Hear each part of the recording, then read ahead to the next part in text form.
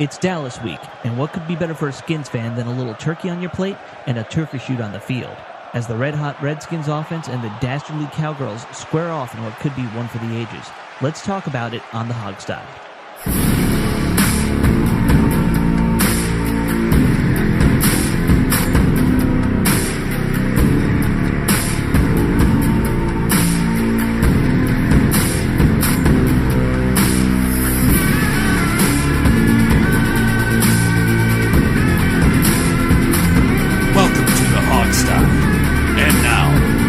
Your host, Alex Cease. Welcome back to the show, everybody. It's been a quick turnaround here for us and a quick turnaround for the team, Steve. How are you doing tonight? I feel like I just saw you. Well, that's because you did. You did just see me not too long ago. You know, in the world of fake journalism here like we're doing, you know, it's been a quick turn to cover the Green Bay game and turn around and cover Dallas. So I can't imagine what the people who are really doing it for a living, you know, have to do. But to me, it seems like we're kind of getting cheated out of Dallas week. Yeah. Bit. You know, because I like to build up. You know, I like to hate them for a couple days. You know, convince myself that we're going to win. It seems primarily because we're doing this show and maybe. You know? Yeah. I think primarily because we're doing these episodes and the writing and all that, we've had no time to digest Dallas. So I feel a little bit cheated, I got to be honest. Yeah, I'm with you. I have that same kind of vibe where, you know, I used to get so hyped up for this week. I would wear Redskins gear into work, which, you know, you're not really supposed to do if you're a professional, wear sports gear into the office. But, no. You know, I really, I'm in the same boat, you know. No one's at work because it's Thanksgiving. You know, offices are empty. Yeah. And for me, I mean, you know, when I'm writing these game previews and the recaps and stuff, you sort of have to, once the game's over and you're done, you kind of have to move on. Yeah. You know, you can't. It's hard to dwell when you're doing the work that we're doing on this show. You can't really dwell too much. Once it's over, it's over. But Dallas is the one week where I kind of like to try to soak it in as much as I can. But because it's Thanksgiving and it's all Sunday night and all that, it's impossible. Yeah, Sunday night to Thursday. We're just gonna have to hope the team. We're just gonna have to hope the team gets a win, and you know, we'll see. Let's start with what we think about before we get into the preview. What do we think about this? About what this short week is going to do to the team? Well, I have had it's about as bad a turnaround. I've had a lot of thoughts about that. Yeah, I think the team definitely got cheated, and you know, the Redskins. I'm shocked. They've kind of been very outspoken about how they feel like the schedule makers screwed them over this week. Usually when that happens, a coach doesn't say anything, you know, as much as Jay Gruden has, as much as the players have.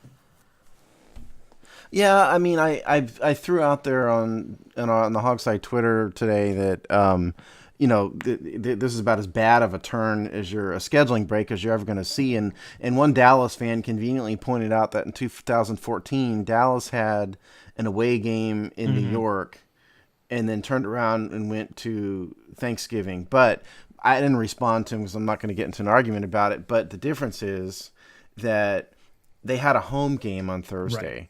You know, they traveled overnight, you know, fine, okay. But that didn't mess their schedule up. They had 3 full days of practice. This team had none of that. You know, they really had 2.5 days, you know, and that's it. So it is, I get what that person was saying, and I can't remember who it was. But I think this is a far worse turn of events for us. I mean, I've seen all sorts of weird little stats, and I know you're a big stats guy. One of them was that they've done this 4 times over the history of the Thanksgiving game, where you have a team play, you know, a night game and then have to play on Thanksgiving. And I hate to say it, but the odds are not in our favor because those 4 times, I think only one team won. So, yeah. And neither of us are big time athletes, but you know, so it's hard for us to relate to this part of it. But what the players indicated was that the air travel is what's going to be hardest because, you know, like Tyler Columbus. Remember when we had Tyler on? He was talking about how Wednesday they were still recovering. Yeah. You know, he made a big joke about how the guys weren't playing Wednesdays their Sunday kind of thing. Right. And so now they're traveling on Wednesday, and what I saw in a couple players say is they're going to have to take special precautions to limit swelling and stuff because it's a 3-hour flight from DC to Dallas. I've only flown that once, and I don't remember the length. But you know, I've flown to Houston, and that's about 4. I've done it a million times. Yeah, I've done it a lot. But anyway, it's I think the air travel is what's really going to get him. So, it's a combination of, the game ended at what, midnight, Yeah. almost midnight East Coast time. So they didn't get a good night's rest, Sunday night, and now they're traveling Wednesday. It is a tall order. I think certainly the scheduling gods did us no favors. So, I'm actually interested in this kind of topic a lot because I've had a lot of weird little thoughts about it. Do you think that the team should look at the guys they've had inactive this last week and maybe think about, bringing up one or two guys from the inactive roster to the active roster just so you have some fresher legs out there, even as backups? Well, you mentioned this before when we talked about the schedule and all, yeah, right? Yeah. At the I know. beginning It's of the something I've been season. harping on, but that's just me. I'm going to hear what you're saying, but the problem is, for example, we've got a couple guards on the roster. I'll pull it up. Quandra was inactive last week. Yeah. Well, I mean, he's better, than some of these practice squad guys. We've got practice squad guys. Sure. We've got guys on the 40, on the back end of the 53. But the question would be, is like 100% Ari Kwanjo better than, say, a 75% Sean Laval? Right. And that's a hard question. I don't know if you and I are capable of answering. Yeah. My thought is football coaches being football coaches, they're just going to power through it. Yeah. And the players, they're not going to, like in the NBA, if the NBA, I don't know how much you follow NBA, Alex. I think not as much as me. The NBA has what the NBA guys called schedule losses, and what that is like it's a back to back where you have to travel to the back to back. Like my beloved Lakers, if they do like say, an away game in Dallas. And then the next night they go to Denver. Right. They'll rest a bunch of guys, and you just expect to play your backups. Yeah, either that or they just know it's going to be a loss. Absence sucks, and that's kind of where we are here. If as much as you can have kind of a schedule loss, this is kind of this game. Yeah. That's not an NFL mentality, and Greg Popovich isn't the coach, and he's not going to sit Tony Parker. Right. And Manu Ginobili, but. I hear what you're saying about the back of the roster. I just don't think football coaches are geared to do so that. maybe reactivating Rashad Ross isn't going to solve the problems. But what about getting guys like Chris Thompson, who I think he had a pretty light load last week, didn't he? Yeah, he did. Maybe he did. the plan, maybe that was intentional, and the plan is he'll see more work versus Dallas this week. Well, it's possible. It's possible. I think the problem with Dallas, and we'll get into the preview in a minute, but the problem with Dallas is that their run game is a little bit more stout than their passing game anyway. So I don't know how much we're going to be able to rely on the run game to make headway against Dallas. But Thompson's a good receiving threat, I think it'd be so well, and also like Mac Brown is on the roster, and he's active on these game days. And he doesn't seem to ever get any carries. And we're all happy with Rob Kelly, and we're not going to whine about now we're not going to whine about Mac Brown's lack of usage. But this may be a game to where a guy like Mac can get 5 carries and spell Rob. If he can get 5 and 25 or something, we're gravy. Exactly. Right. I will say one more thing that I found interesting. Apparently, Gruden and his coaching staff started prepping for the Dallas week in the bye, knowing they'd have a short work week, which is very interesting. Yeah, well, you'd have to, right? You have to. But I give them credit for having that foresight to say, let's do this then. It was good thinking. Yeah, I think that how it works is somebody's a scout, and somebody's going to scout the Dallas offense, Dallas defense, and they work on that the week before. They're not just coming up with a game plan on Sunday night. They're scouting them all year at this point. Yeah, but they're working on these games ahead of time anyway. Yeah. But I think what you read is they had to place a special emphasis to get the details of the game plan in place so they could be ready to go.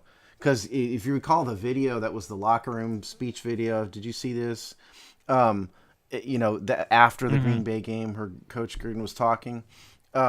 He said Monday was an off day. Right.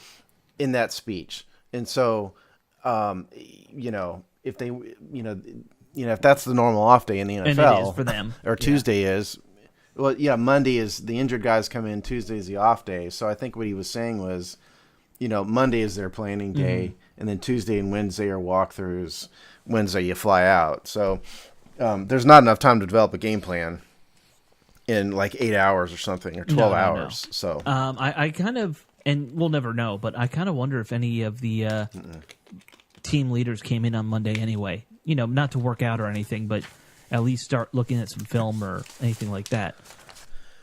It's hard. Yeah, I'd love to be able to. We'll have to ask one of them next time we have one of those guys on the show, because I'd love to know that too. Yeah. I mean, what kind of hours? You'd have to think maybe the quarterback's coming in at least, right? I mean, you hope the quarterback so. Group. Kirk, had the game of his life last week. I think he would want to keep that streak going, and nothing would do that better than coming in and watching a little film.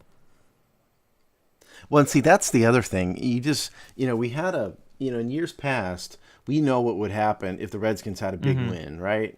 It would be this massive letdown game. They would look horrible and terrible, and they'd get blown out. I thought you were going to say that's they what would happen too hard and not be prepared in the next week. Well, maybe they are. I mean, who knows why, but I think the history of the team in recent years has been they never play well after a big game. And there's no doubt that the Green Bay win was a big game for sure. And we're not going to relive it here in this episode. No. But hopefully, I mean, as long as this is a season of busting myths and, Redskin norms, maybe playing 2 important big games in a row is another one they can break. I mean, wouldn't it be great? Well, let's get to it finally. I mean, we've been dilly-dallying around the game a little bit now. Yeah. I guess let's start on our offense versus their defense. How's that sound? Okay. Sure. I mean, the thing that excites me about this game is both these offenses are ridiculously high-powered offenses at this point. So it's going to be a very... I think we have the makings of a lot of fun Thursday night. It's it's funny because they're high-powered, but they're high-powered in different ways. The Dallas offense is what it is because of the running game, and we are what we are because of the passing game. And our there's no doubt that our running game has gotten better in recent couple weeks, and Rob Kelly has something to do with it. The teams we played has something to do with it. Green Bay's defense was all beat up, for example. But what I wrote in the preview, which hasn't been published yet, but hopefully will by the time you guys are listening to this, it's that the Dallas defense, yes, they're 5th in the league in points scored, but they're not quite as fearsome as you might think. At least in terms of our strengths. Our strength is the passing game. They are 21st in the NFL in passing yards, 15th in passing yards per attempt. Now, the total passing yards can be explained because they've been passed on a lot. They're 381 passing attempts. It's a lot, but they're giving up yardage. This is not a lockdown secondary. Morris Claiborne, is I guess the biggest name out there, perhaps in the secondary, and they do have some other decent players. But we've burned Orlando Skandrick before. Orlando Skandrick is not a lockdown corner. Sorry, Brandon Carr, not a lockdown corner. Not elite. I'm just not afraid of them, and I'm not afraid of their pass rush. They've only got 20 sacks on the year, which is what 19th, I think. I mean, 19th. I know it's 7 less I'm not than afraid us. of their pass rush. I mean, that's all I know. Yeah, I mean, the big star on their defense really is, and really and truly is only Sean Lee. And Sean Lee's finally healthy. He's having, by anyone's stretch, he's certainly having a good year. He's kind of the star, but at the same time, they don't have a lot of names that scare me. No, it's and a lot Sean, of like good and average. Our defense is kind of the same way. You have a lot of guys who are probably above average at their position. Some are even good at their position. No one's great. Well, and I'd like to dispel one other myth about the Dallas defense, because I think a lot of people think they're pretty stout on the run game. No, I think people and they're are weaker thinking in the Dallas secondary. defense from when Wade Phillips was around. No, Maybe I think so. it's still reputation. You know, because I see the numbers here, and I saw, oh my God, they're third in rushing yards, rushing yard defense in the league. Mm-hmm. You know, they're stout. But then let's dig a little deeper. They're only 17th in rushing yards per attempt, but there's a reason why they haven't given up too many rushing yards. Well, the reason is that they've only had 199 rushing attempts against them. That is the lowest number in the NFL. No team has been rushed on less than the Dallas Cowboys, and when they have, you know, they're 17th in rushing yards per attempt. You know, they're giving up 4.2 yards per carry. That is a very it's just interesting that these little teams. Factoid. I mean, now do you think this is because they are a pretty good scoring offense? Are teams just trying to play catch up and pass? Well, they're ahead. They've been, that's why. I mean, they've been ahead. They're scoring. If you just kind of run down the list here, they scored 27 against us, 31 against the Bears, 24 against the 49ers, 28 against the Bengals, 29 points, 35 points, 35 points against the Steelers. High 20s. Yeah, and most of these teams they've played have been in the high teens. You know, the Bears, 17 points, the 49ers, 17 points, the Bengals, 14 points. It was only really the Steelers that put up a lot of points on them at 30 points, and we all know about the Steelers' offense. So what's happening in these games isn't so much that the Dallas offense or defense is so scary and is holding these rushers. It's that nobody's actually rushing against them because they're always behind. Right. And they're always behind because we'll Teams get to that. Into a shootout. So I think that, the Redskins can move the ball against this Dallas defense. We can move it in the air, and I think if the wild card is the fact that we're on such short rest. You know, if our O-line is not that beat up and can kind of keep their game together, I think Rob Kelly and maybe Mac Brown and Chris Thompson can at least get enough yards to keep us honest. Now, so that's my thought. I mean, I kind of like what you're thinking in terms of how we can attack their defense. I think this is a game where you kind of got to look at who you're getting matchup wise. It's we're best throwing to the tight ends and the slot receiver, so it's basically who is Sean Lee covering and throw away from him. And I think you'll have a good shot in terms of are we hitting Reed or Crowder or Davis? I'm not even really that scared of Sean Lee particularly. I mean, yes, he's a he's their best weapon on the inside. That's why you focus on him. He is, but I think Jordan Reed can line up against anybody. Yeah. I'm with you there. I don't think you can put anybody out there that Reed is is going to lock down Jordan Reed or anything. I really do think the offense in particular is going to be able to move the ball. I think as long as the offensive line hangs in there. Now, I think the receivers in the tight ends probably are going to recover faster because they don't get quite as beat up. It's hamstrings and thighs and stuff. It's not a whole body beating in every play. So I mean, hopefully they'll Garcon and Jackson, those guys will be in maybe more or less tip top shape. Hopefully. Now you mentioned the offensive line. One of the stats I saw on the post. We've allowed the exact same number of sacks on our O-line that they have. And, people keep hyping Dallas's offensive line as the greatest right now. If we're tied with them in at least that category, and that's a big category for O-line, this is kind of an even matchup in that regard, isn't it? Well, it's funny you say that because I can do you one better because I had that same thought. Yes, we've given up 14 sacks. They've given up 14 sacks, but we have had 385 passing attempts, which is 10th in the NFL. We're a passing team. The run is complementary. Dallas is the opposite of that. 318 passing attempts. They're 29th in the NFL. They are the number one rushing team in the NFL by rushing attempts. And so if you drill that down, our sack rate is 3.51%, meaning the number of plays where our quarterback gets sacked on compared to the number of passing attempts, 3.15%. Interesting. Dallas is best line in the history of football. Yeah, self-proclaimed by them. O-line, 4.22%, sixth in the NFL. They've given up more sacks per capita, if you will, than the Redskins O-line has. Interesting. And so I Yeah, and so I mean, you could make an argument that our O-line has done better than theirs in pass protection, at least. I mean, they've yes. done an amazing job Right. with the running game, so there's that factor Yes. too. Well, do you want to talk about their defense versus our offense, or is there anything? Sure. Or I'm sorry. What's left of? Well, let's see if we have anything left here. I'd only say that just from a stats perspective, the Green Bay really boosted our offensive stats kind of across the board, and the one we have to point out, and then we'll move on, is red zone efficiency. We got a lot better against Green Bay last week. We need to keep it up. That's the key.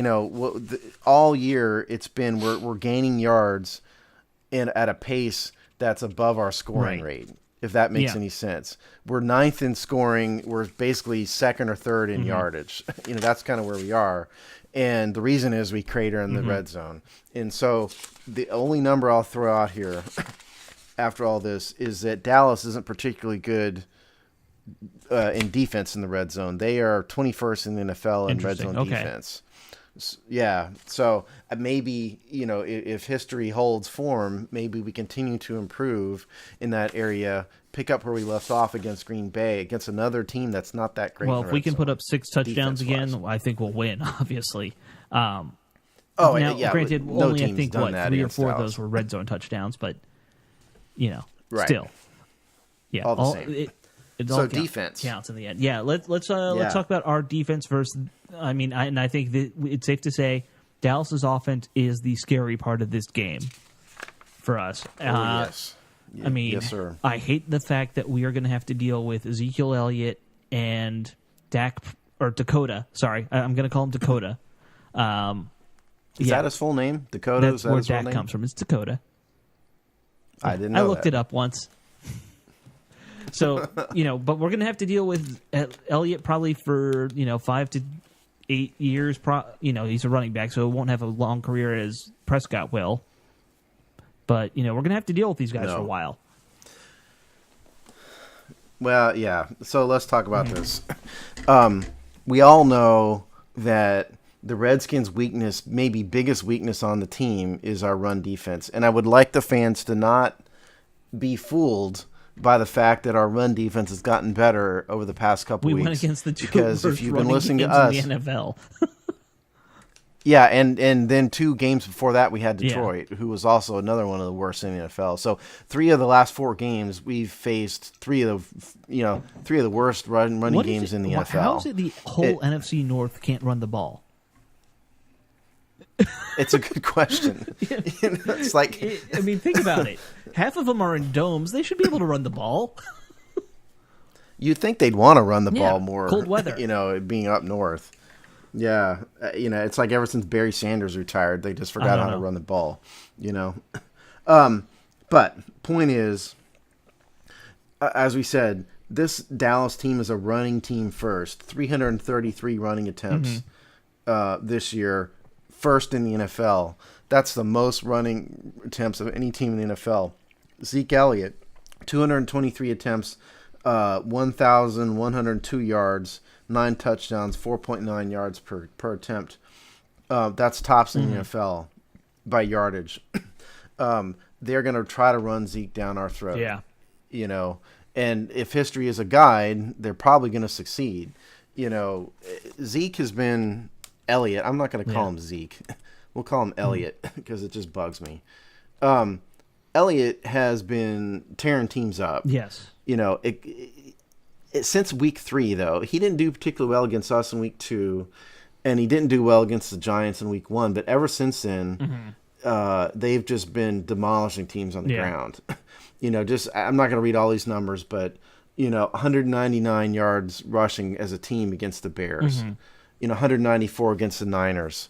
191 against the Packers, and the bulk of all these are Elliott's. Right. Because Morris, who I think every Redskins fan hates seeing that there in Dallas in, not in burgundy and gold anymore, obviously, but he hasn't been doing much, for them. No, he has about 200 yards, 35 carries, on the season. I think it is. I hate to say it. I think Alfred's career is probably winding down.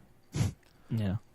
Well, I don't think it's that. It's that, I mean, they've got the best running back in the NFL. Yeah. And I was wrong. And Morris is 59 carries for 208 yards, 3.5 yards per attempt. I mean, but if you had Elliott out there, would you run anybody else?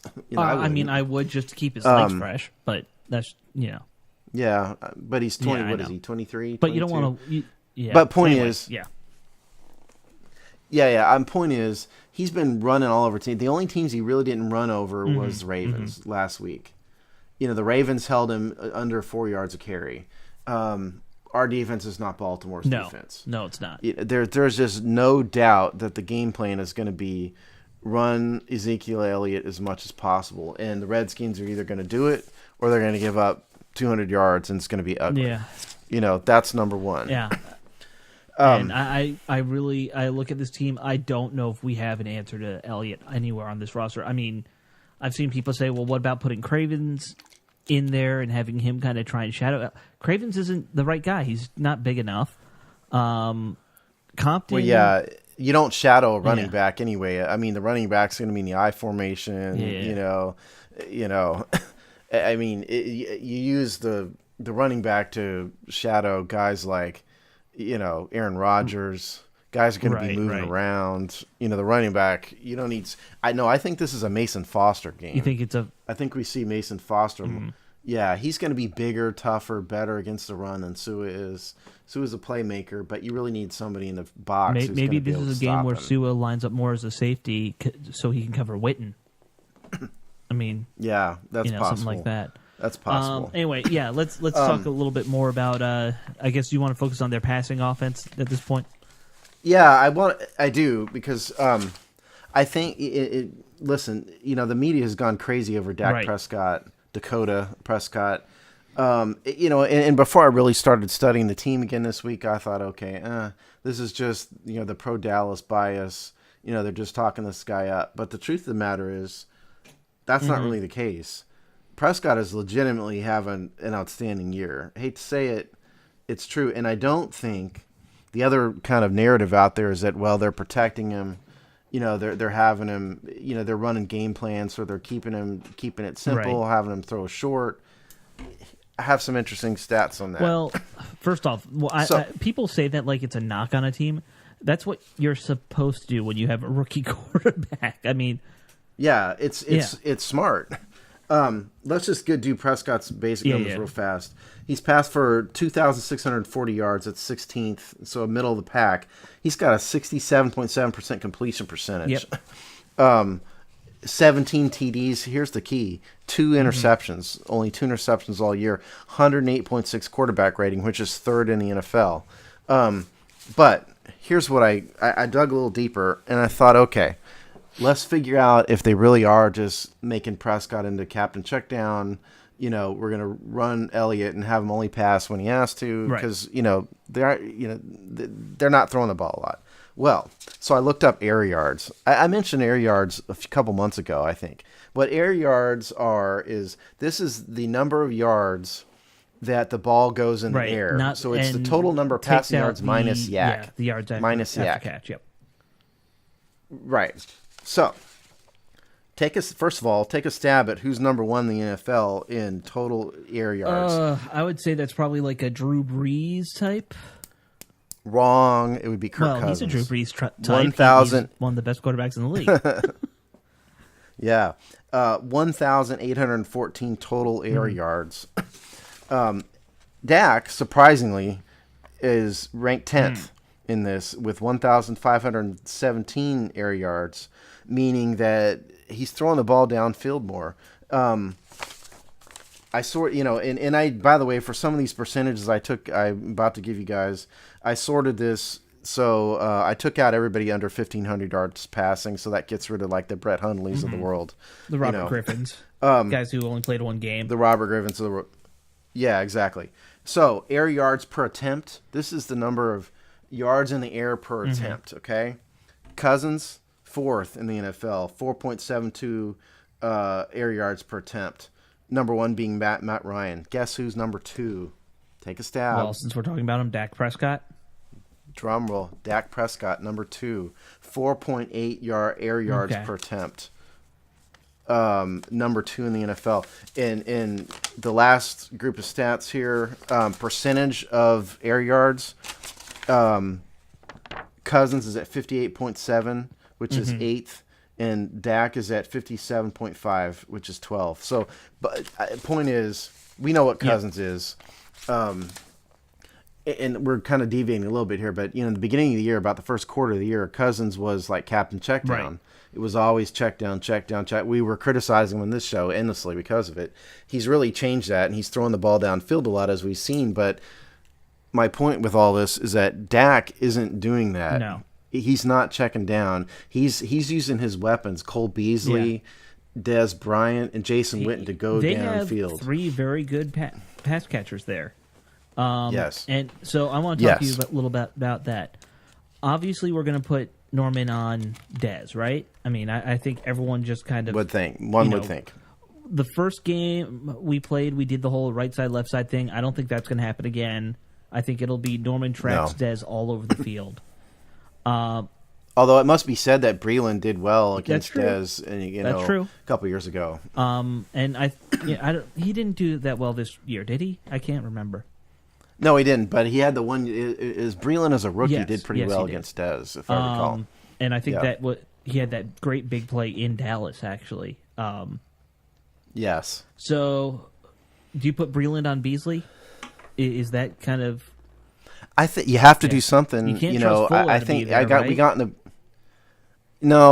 in a big Twitter argument about this week with a bunch of fans, on our Hogstie account, when I suggested that they need to do something other than play Kendall Fuller in the slot, in the slot, because I realize he's a rookie, and I also realize he's a Virginia Tech guy, and so he's got fans out there in the DC when we were talking to Adam played with Fuller, and he said he should be on the outside, not playing the slot. Yes, exactly right. That's exactly right. Now I tweeted that at Adam, Adam Trasky, who joined us on the last show, and he said, he kind of confirmed that and said, yes, yes, he's probably better on the outside, but he did say he thinks he has the skills to play inside. But here's the point. But he's a rookie. Here's the point, though. He's been getting freaking torched. People torched. Stephon Diggs burned him. He's getting beaten by in speed Minnesota. Guys. And Beasley is kind of a speed guy. I think Beasley's going to tear him up. If we don't do something other than just stick Fuller on Beasley the entire game in the slot, we are going to get torn up by Cole Beasley. So they have to do something. I suggested Quentin Dunbar. And I realize he doesn't have the quick feet, but maybe, he has the size. But when you're talking, and more than that, though, you just play the best guys. Well, I generally like the play the best guys theory, but I also think when it comes to corners, you got to look at matchups and how they work out. I'm a big fan of if you have a bigger corner and you think you can go against the bigger receiver, do it. If you've got a speedy guy, put him against a speedy guy. I like that kind of way of going about it more with the quarterbacks. But that's just I what do I know? I played Madden all the time. That's it. Well, I mean, I can tell you. I mean, I played corner at a low level, in high school, and I can tell you that there, some of it is a matchup thing, because I was, I'm not tall, I'm, average height, and I remember going against a couple guys that are like 6'3". I just can't do that. With my stature, I could be right there with him. Can't do anything about it. The quarterback throws it over my head. The ball's going to be complete, no matter if I'm all over him. And I'm not comparing me to NFL players. No. I think we all realize what you're saying. Yeah, and so it's a matchup thing, and if Cole Beasley is the second most dangerous guy behind Dez Bryant, maybe you put your second best corner on him, and you just stick Breland on him, and you bring again a guy like Toller, maybe. To play the outside on, the outside corner on the other side. Who's that? Or Dunbar, Toller, or somebody else. Outside guy, is it Williams or somebody like that? I can't. Well, yeah, Terrence Williams is who you're thinking of. I'm less worried about him, and I'm going to look up his. I'm sure he put up okay numbers, but when you think about Dallas, you think about Beasley, Witten, and Bryant. And as far as Witten goes, right. I guess you're going to have to use Sua and Compton to just try and cover him all game long. I mean, the dude has been burning us for a decade. Yeah. You know, I will be. I don't know what we can do differently. I mean, at this how point. happy will we all be when he finally is gone, when he retires? Oh, Yeah. I know. Thank God. I mean, I think my problem with Sua has the athletic ability to stick with him, Mm-hmm. but my problem with him is he's so much smaller than Witten. Oh yeah. You know, Witten's as slow as a turtle at this point. You know, but he's big enough and he's strong enough and he has good enough hands. He's gonna get the Well, ball. I'm just thinking. I don't it. want him bracketed by Hittner. You know, like if you're gonna, because typically you're gonna have a safety kind of cover the over top on a good tight end, right? I mean, to me that Sue is probably the better option of anyone we have. Well, I mean, remember what the defense we're probably going to be in. Okay, remember that we're going to be in cover 3. Probably cover 3 nickel if you're talking about having Dez lined up as the X receiver. You've got Cole Beasley in the slot. You know, maybe Witten split out. They've done that before. You know, Terrence Williams. So then you're going to be in cover 3 nickel, right? Which is going to be the extra corner. But you're going to have the single high safety with the free safety up top. So who is the safety going to shade over to?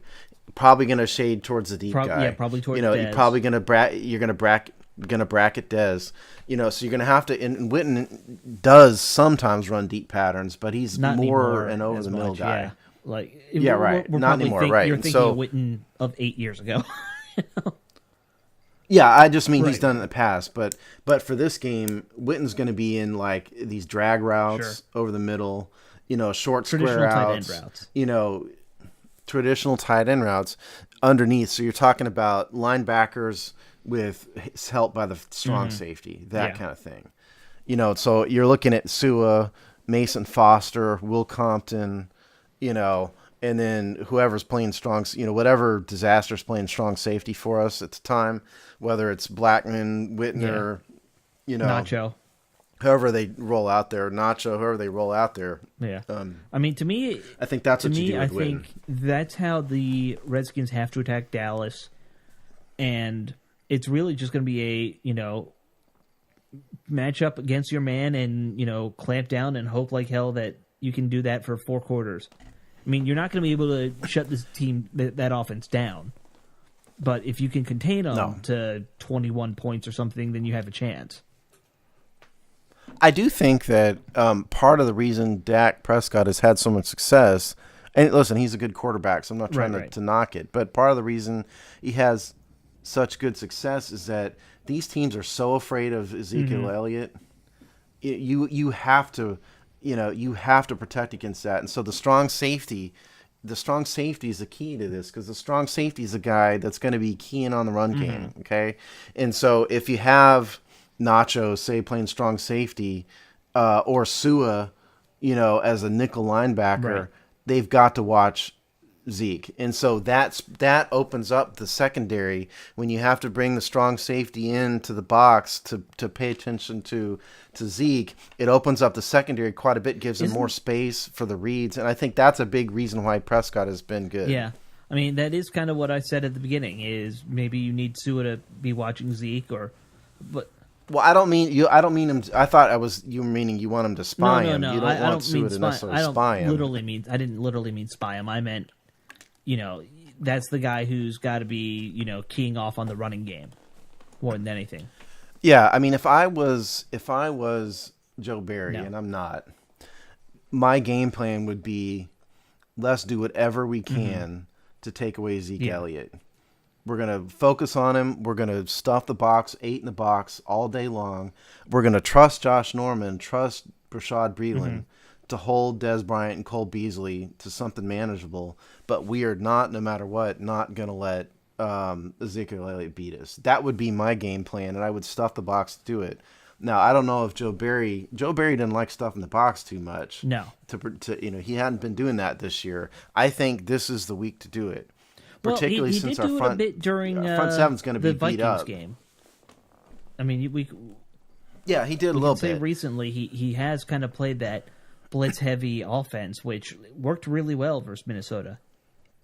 I'm not talking about blitzing though. I'm talking about stay home, protect. You don't want to blitz too much against a run team, because what happens is the blitzers are going to over pursue the running back, and that's what leaves open run lanes. Gotcha. So you don't. I think what you want is the outside linebackers to kind of stay home, contain, and hope that Chris Baker has got the physical stamina. The inside guys got the physical stamina to hold their own in the box, and you throw the extra guy in there, whether it's Sue or Nacho. You keep 8 in the box as much as you can, and say, we are not going to let Ezekiel Elliott beat us. We're going to play man on the outside with Norman on Dez, and either Breland or someone else on Cole Beasley, and roll and take our chances and roll the dice. But Ezekiel Elliott is going to have to deal with 8 in the box. That's what I would do.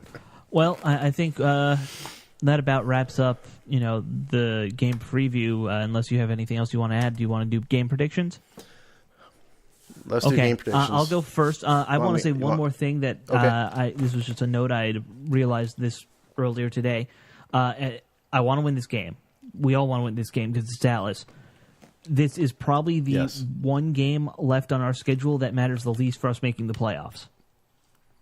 We're at the end of the time here, but now we have to discuss this because I had the opposite thought. So tell me why that you think that this is the game. Because Dallas is 2 games ahead of us, 2.5 games ahead of us. So us winning, they're still a game and a half ahead of us, and their schedule is much easier than ours, more or less. For us to get into the playoffs, it's way more important for us to get to that number 2 spot in the NFC East versus the Giants later this year. Okay. So your point is, let's just give up on winning the division and focus on the wild card. You don't necessarily give up on it. Not give up, but if you're playing the big picture, I think that makes a lot of sense. Okay. Well, I see your point. My thought on it was, if we still want to win the division, this game is a must win. If you want to win the division, we don't win this game, we're not going to win. But in terms of getting into the playoffs, it's not. It's more about that Giants game. So that may be true. All right. Anyway, let's do game predictions. Game predictions. I cannot predict us losing to the Cowboys because I would then have to go drown myself or hang myself. Oh, please don't do that, because I'd be alone on the show next time if Sean's not around. It'd just be me talking for an hour. Yeah. Well, you would hate that. I'm going to say this is going to be a shootout, and it's going to come down to whoever's kind of left standing in the fourth quarter, and I'm saying it's going to be the Washington Redskins, 35-28. Oh, my gosh, 35-28. Oh, Lordy. That's a heck of a prediction, Alex. I just can't go there, and I'm not trying to be negative, people, but I'm a realist, as you guys know, and I will just tell you what I really think without filter. I don't see I think it's very unlikely that the Redskins win this game. The Dallas Cowboys, on their best day, with the exception of the Steelers, just have not given up a lot of points all year. The Steelers are the only one who got 30 points on them. They've put up 30 points on a whole bunch of teams this year, or high 20s. We're beat up. We had, basically we missed a day of prep that the Dallas has. So I think this is going to be something along the lines of 28-17 Dallas. Hate to say it, but that's what I predict. Dallas getting 28 somehow. Yeah. And I do think Zeke is going to get his yardage against us, by the way. There's no I think he's going to go for $120. I would go even higher than that, probably more like $150. I'm just hoping we can contain their passing game, but who knows? Well, that should do it for this week. We are not sure, people out there, we're not sure exactly when we'll record the post-game show. So just kind of keep looking for it on Friday and Saturday, and hopefully we'll get there. But we'll get it done. It just, whether or not we want to record on Thanksgiving Day is another matter. I definitely don't want to do that. I'm going to be tryptophaned out. Yeah. I'm going to be stuffing my face with so much turkey and pecan pie and stuff like that. It'll be great. Oh, pecan pie. Yeah. We had this debate. Pecan pie. I love pecan pie.